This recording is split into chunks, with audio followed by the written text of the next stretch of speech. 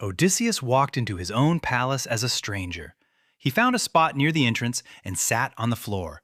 The suitors looked at him, decided he was a beggar, and mostly ignored him. One of them threw a footstool at his head. Odysseus absorbed the hit and said nothing. Outside the palace gate, lying in a pile of dung, was an old dog. His name was Argos.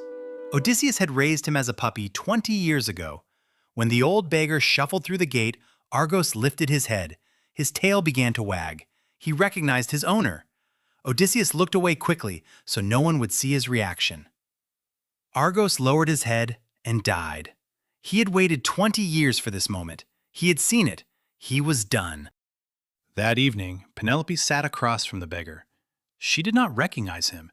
He told her a made-up story about meeting Odysseus years ago on a distant island. He described the clothes Odysseus had been wearing. He described them correctly. Penelope wept. This beggar had actually seen her husband. She called for an old servant to wash the beggar's feet. The servant was Eurycleia.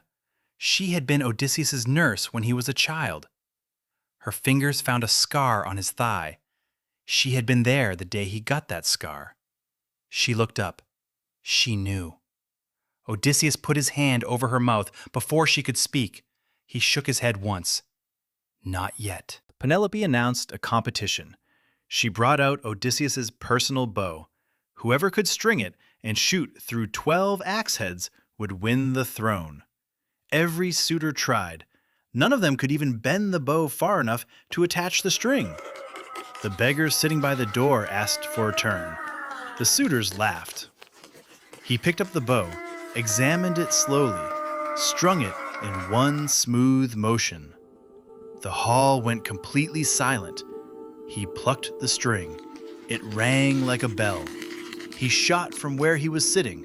The arrow flew through all 12 axe heads without touching the sides. Telemachus was already moving. He locked the doors. Every weapon in the palace had been moved to a storeroom the night before. Odysseus stood up. He threw off the beggar rags. He told the suitors who he was. The suitors found the doors locked and the weapon racks empty. Odysseus killed every suitor in the hall, all 108 of them. The palace went quiet. Eurycleia woke Penelope and told her Odysseus was home. Penelope came downstairs. She sat across from him and looked at him for a long time. She still did not believe it. She told a servant to move the bed from the master bedroom. Odysseus said that was impossible. He said he had built the bed himself around a living olive tree. The trunk was one of the bedposts. He described every detail. Only one person could know those things. Penelope crossed the room. She held him and wept. They talked through the night. 20 years in one conversation. Athena appeared one last time. She called for peace across the island. Both sides accepted it. Odysseus was home. His wife was alive. His son was grown.